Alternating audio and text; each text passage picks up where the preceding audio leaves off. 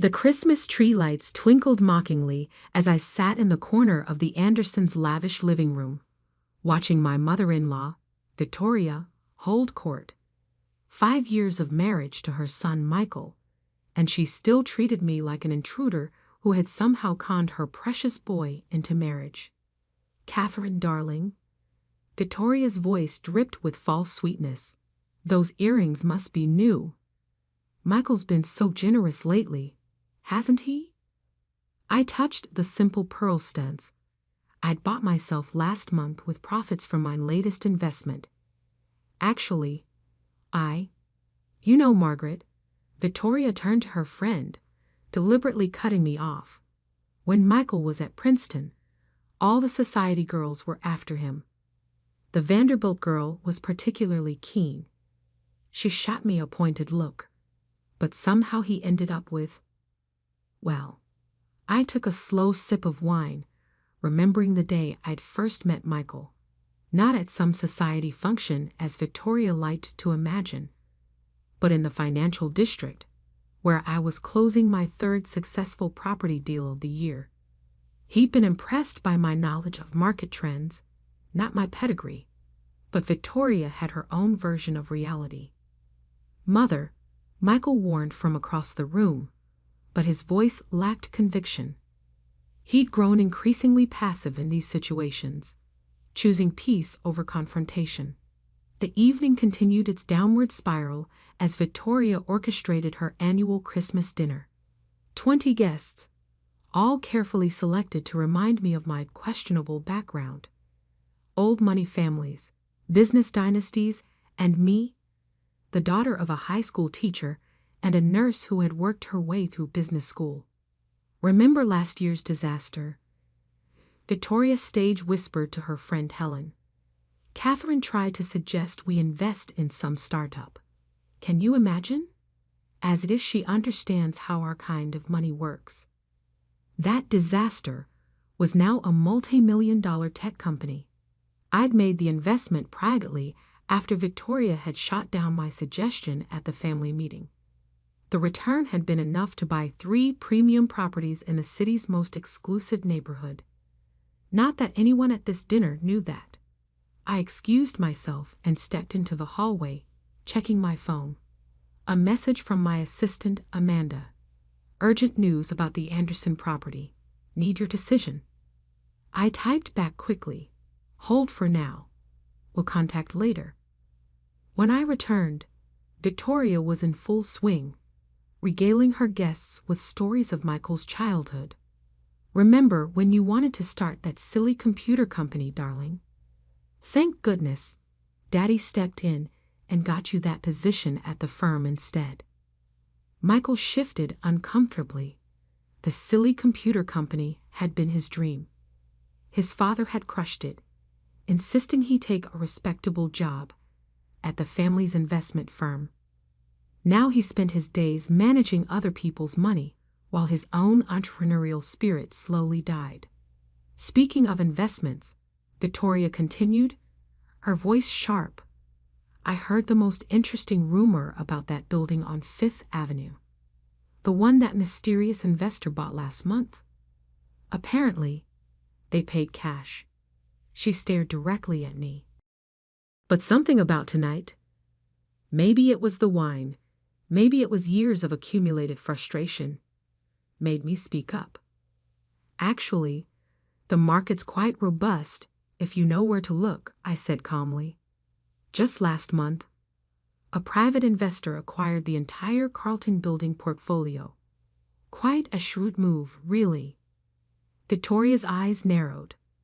The Carlton portfolio had been something her husband had tried to acquire for years. What she didn't know was that I had outbid him through one of my shell companies. "Well," she said sharply, "some of us prefer legitimate business dealings. Not everyone can afford to throw money around without explanation." The room temperature seemed to drop. Michael stared into his wine glass, a muscle twitching in his jaw. "What exactly are you implying, Victoria?" I asked quietly. She stood, her chair scraping against the hardwood floor. I'm implying, dear, that none of us are fool enough to believe you could afford property on Fifth Avenue on your own. So either my son has been foolishly giving you access to his accounts, or she let the accusation hang in the air. Mother, Michael started, but she waved him off. No, it's time someone said it. We've all been too polite for too long. Victoria's voice rose. You show up from nowhere, marry my son, and suddenly, you're buying premium real estate. Do you think we're idiots? The room was silent, except for the gentle tinkling of ice in nervous guests' glasses. Let's be clear, Victoria continued, her voice trembling with anger. We all know what you are, a gold digger who got lucky with my son. But if you think you can use his money to play real estate baron, gold digger. The word exploded from her like a weapon, echoing off the expensive wallpaper. That's what you are, isn't it? Admit it. Just then, the doorbell rang. Victoria's housekeeper hurried to answer it, probably grateful for the interruption. My assistant Amanda walked in, calm and professional in her tailored suit. She carried a leather portfolio and wore the slight smile I recognized from our biggest deals. I'm sorry to interrupt, she said, though her tone suggested she wasn't sorry at all. Mrs. Anderson, I have some documents that require immediate attention. Victoria waved her hand dismissively. Whatever is can wait. We're having a family dinner. I'm afraid it can't wait, Amanda continued smoothly. Your mortgage payment is late again, as your lender requires notification. My mortgage? Victoria's face flushed. What are you talking about? Our mortgage is with First National. Was with First National, Amanda corrected, opening her portfolio. The loan was purchased last year by Summit Holdings. She paused, her eyes meeting mine. Along with most of your family's outstanding debts. The room went completely silent. Even the ice stopped tinkling. Summit Holdings. Victoria's voice was barely a whisper. But that's one of my companies. I finished quietly. Along with the Shell Corporation that owns the Fifth Avenue building you mentioned earlier, and the Carlton portfolio, and about 30 other premium properties in the city. I stood, smoothing my dress. I never touched Michael's money, Victoria. I never needed to. While you were all laughing at my little side business, I was building an empire. One property at a time, with my own money, my own sweat, and my own intelligence. Victoria's legs seemed to give out, and she sank back into her chair. The truth was finally hitting her. All those buildings she'd coveted, all those mysterious deals she'd gossiped about, they were all mine. The mortgage, she began, is due tomorrow, Amanda confirmed, along with the country club membership fees, the summer house maintenance loans, and the credit line for your recent renovation, all now held by Mrs. Catherine's companies. I picked up my purse, ready to leave. The night had gone exactly as I'd planned, though I hadn't expected Victoria to make it quite so easy. Why? Michael asked, speaking for the first time. Why didn't you tell me? I looked at my husband, seeing him clearly perhaps for the first time. Would you have believed me? Or would you have sided with your mother, assumed I was lying, cheating, gold digging? The silence was answer enough. Merry Christmas, Victoria, I said, heading for the door. Amanda will help you set up a payment plan. I'd hate to have to foreclose on family property. I paused at the threshold. Oh, and those pearl earrings you mentioned.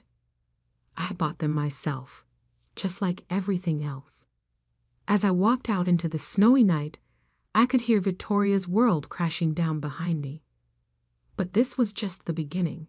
I had plans for the Anderson family empire, plans that would make tonight's revelation look like a holiday party game. The real power play was yet to come. The snow crunched under my heels as I walked to my car, leaving behind the sounds of chaos erupting from the Anderson mansion. Amanda fell into step beside me, her tablet already out. "Should I send the full portfolio analysis to their accountant?" she asked. "No," I replied, watching my breath form clouds in the cold air. "Let them stew for 24 hours first. Sometimes the anticipation of bad news is more effective than the news itself." As my driver pulled up in our unmarked black SUV, I couldn't help but smile at the irony. For 5 years, I'd arrived at this house in my own modest car, playing the role Victoria had cast me in, the social climbing gold digger who'd somehow trapped her precious son. Little did she know that I owned not just her mortgage, but the very ground beneath her feet. "Pull up the Anderson portfolio," I instructed Amanda as we settled into the back seat. "I want to review everything before tomorrow's meeting." The numbers scrolled across her tablet, a digital testament to the Anderson family's slow descent into financial mediocrity. What had once been one of the city's most powerful real estate dynasties had been gradually crumbling under Victoria's husband's mismanagement. George Anderson had spent the last decade trying to maintain appearances while hemorrhaging money on bad investments and vanity projects. "Their total debt exposure?" I asked, though I knew the number by heart. $47.3 million, Amanda replied, "spread across 12 different lenders. Well, formerly 12. Now all consolidated under Summit Holdings." I nodded, remembering the meticulous plan I'd set in motion 3 years ago. It had started small, buying up the Andersons' smallest loans, the ones they'd barely noticed. A credit line here, a property mortgage there. Each purchase made through a different shell company, each transaction untraceable to me. "Pull up the timeline," I said. Amanda swiped through screens until she found the document we'd labeled Project Karma. It detailed every step of my systematic acquisition of Anderson debt, alongside their own failing attempts to maintain their empire. March 2022. While Victoria was mocking my little real estate business at their Easter brunch, I was purchasing their country club's mortgage through my third shell company. June 2022. As George Anderson publicly dismissed me as the gold digger at a charity gala, I was outbidding him on the Carlton portfolio through my hedge fund. September 2022. When Victoria accidentally spilled wine on my dress at her garden party, I was finalizing the purchase of their summer house loan. "Send the foreclosure warnings," I instructed Amanda.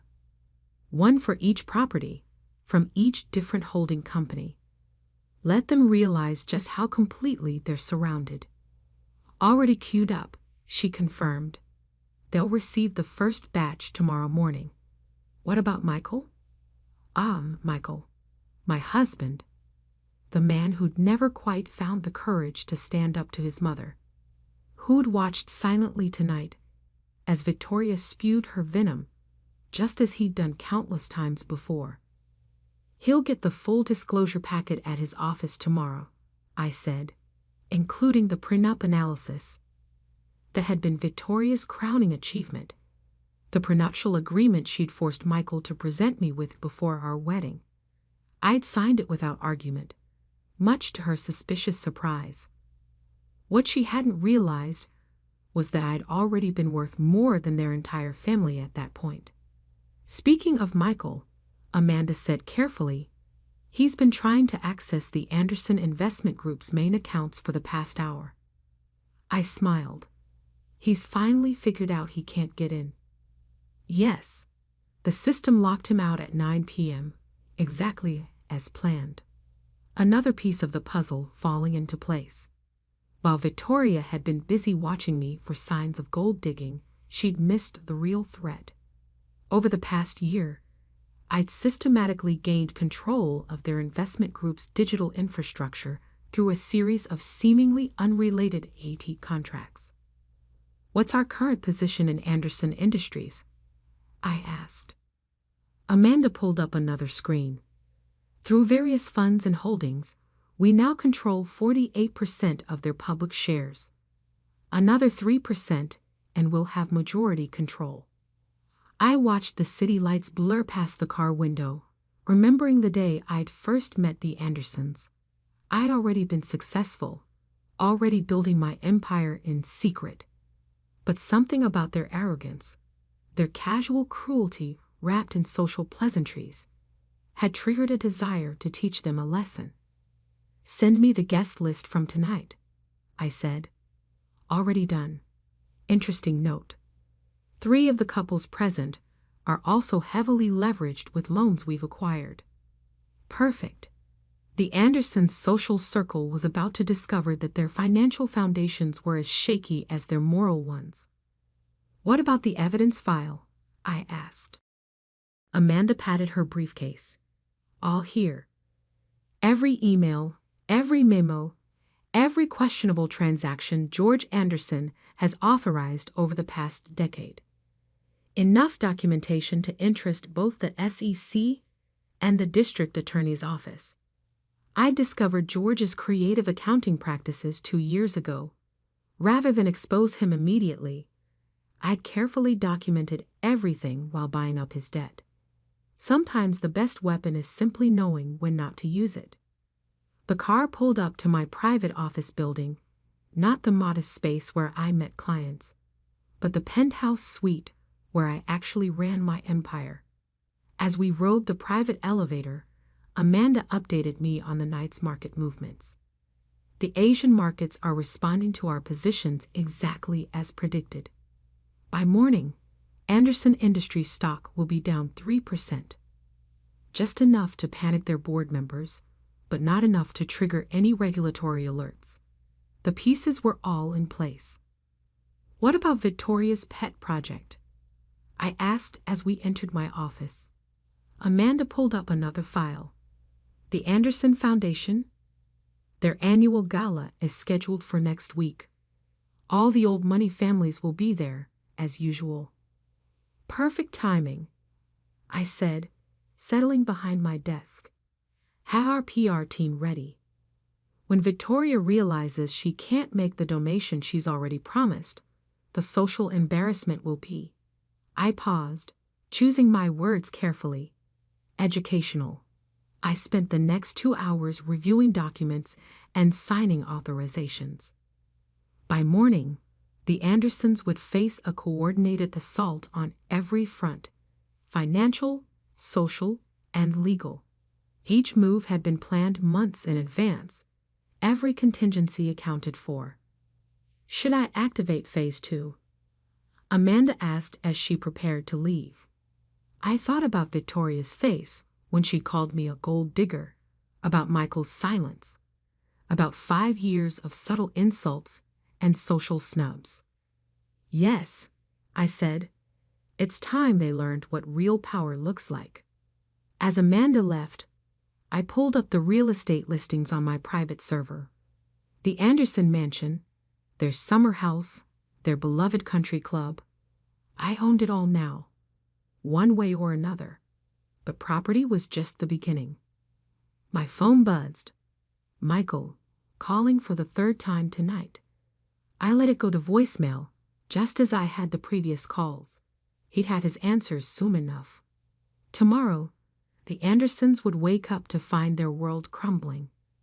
Their accounts frozen, their properties in jeopardy, their social standing teetering on the brink.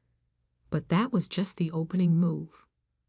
I opened my safe and pulled out a single file labeled Anderson Legacy. Inside was the document I'd been saving for the perfect moment. Proof that the Anderson fortune had been built on a lie 3 generations ago. Victoria's precious family history was about to become very public. Very embarrassing history. Miss Sullivan? My security chief's voice came through the intercom. The team is in position at all Anderson properties, as requested. Excellent, I replied. Maintain surveillance, but take no action until my signal. I walked to the window, looking out over the city I'd quietly come to own while playing the role of the humble daughter-in-law. Tomorrow, the masks would come off. Tomorrow, the Andersons would learn what it truly meant to lose everything. And it would all happen exactly according to plan. The Anderson Foundation Gala was in full swing, crystal chandeliers gleaming above Manhattan's elite as they sipped champagne and congratulated themselves on their generosity. Victoria Anderson stood at the center of it all, basking in what she didn't realize would be her last moment of social triumph. I watched from the mezzanine level of the Plaza Hotel's ballroom, noting how she kept glancing nervously at her phone. It had been a week since the Christmas dinner revelation, and the Andersons' world had been slowly unraveling, one thread at a time.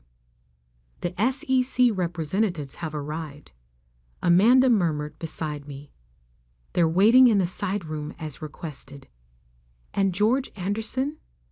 Still trying to access the offshore accounts he thought no one knew about. She smiled slightly. He's discovered they've all been frozen. I checked my watch. 8:45 p.m.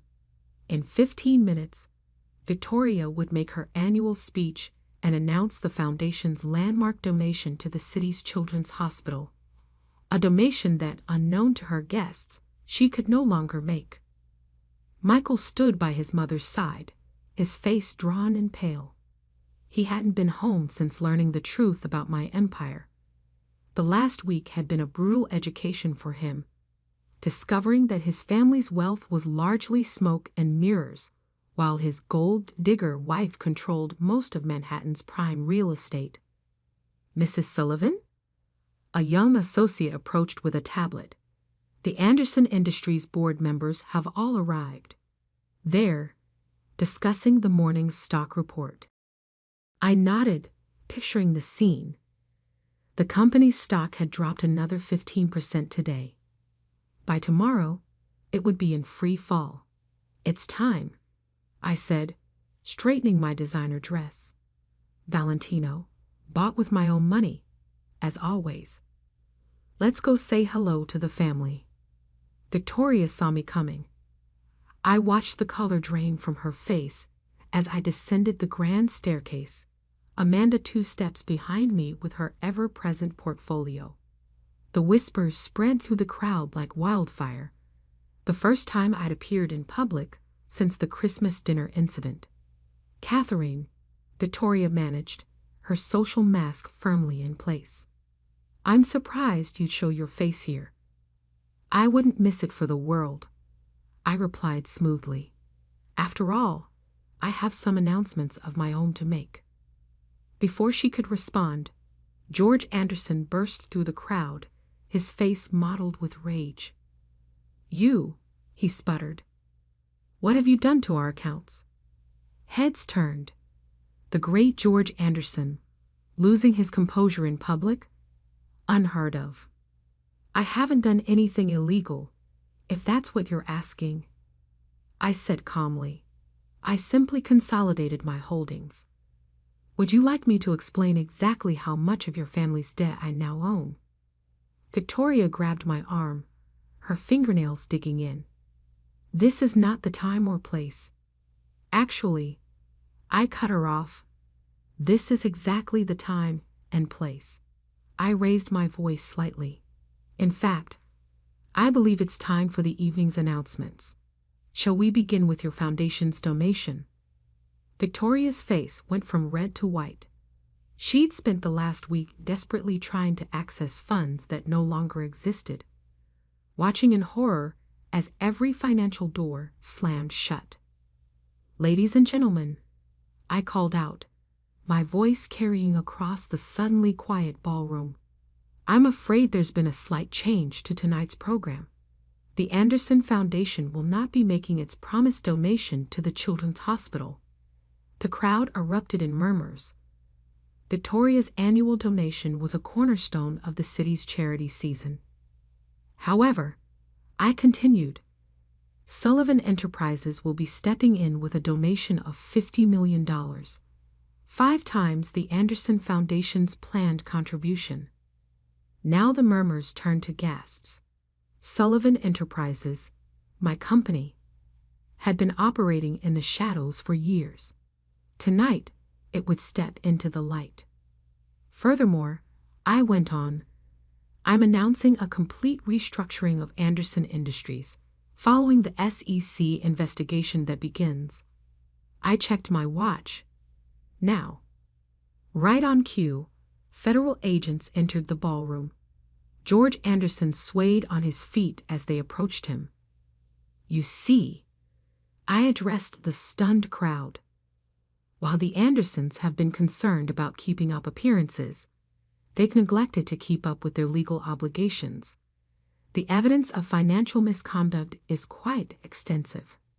You can't do this, Victoria whispered, but her voice shook. We're family. Family. I turned to her, letting years of suppressed anger surface. Like when you told everyone I was a gold digger?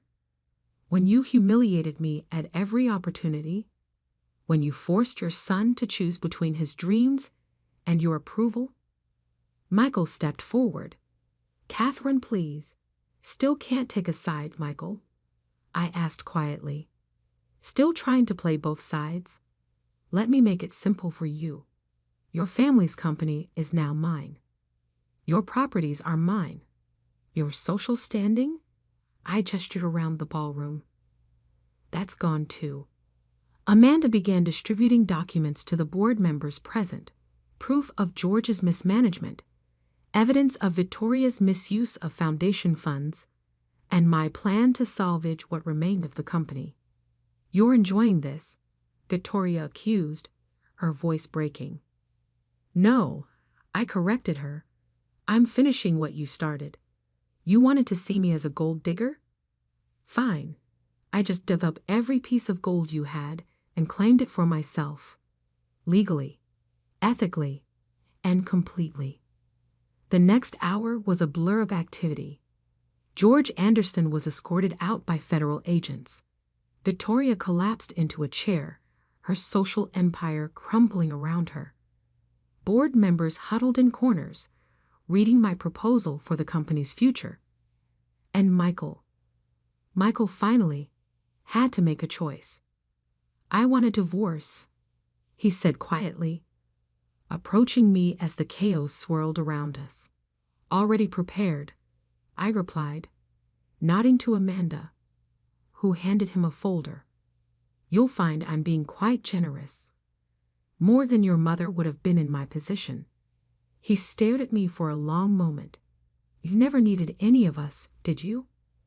No, I said simply. But I did love you once. Before I realized you'd never love anything more than your mother's approval. As the gala dissolved into scandal and speculation, I made my way to the podium. One final announcement to make. Ladies and gentlemen, I called out. While this evening has been eventful, let's not forget why we're here. The Children's Hospital project will proceed as planned under new management. And speaking of management, I paused, savoring the moment.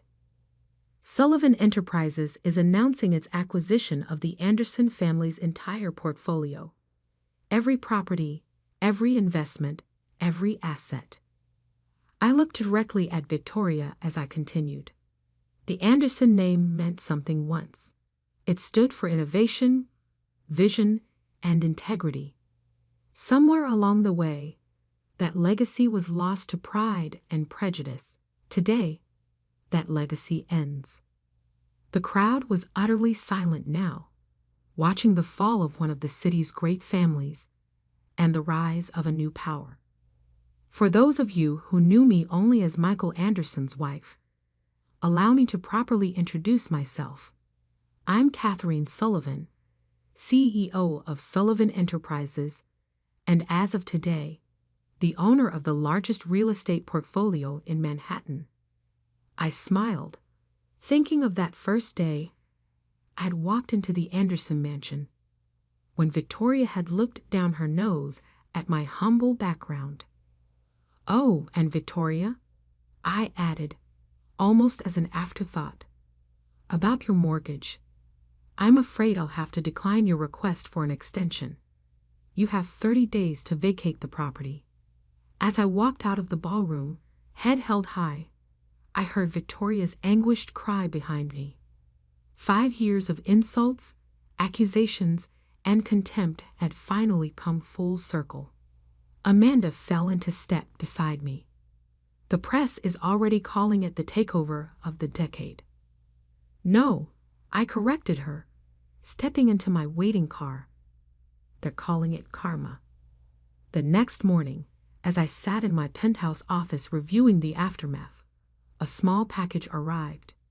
Inside was a familiar pair of pearl earrings, the ones Victoria had sneered at during Christmas dinner, along with a note from Michael. "You wore these the day we met," he'd written. "I should have remembered that you've always paid your own way. I'm sorry I forgot who you really were." I placed the earrings in my desk drawer, a reminder of where I'd started and how far I'd come. Outside my window, the Manhattan skyline glittered. My skyline now, built not through marriage or inheritance, but through determination, intelligence, and the underestimated power of a woman they'd mistaken for a gold digger. Victoria had been right about one thing. I had struck gold, but not in the way she'd thought.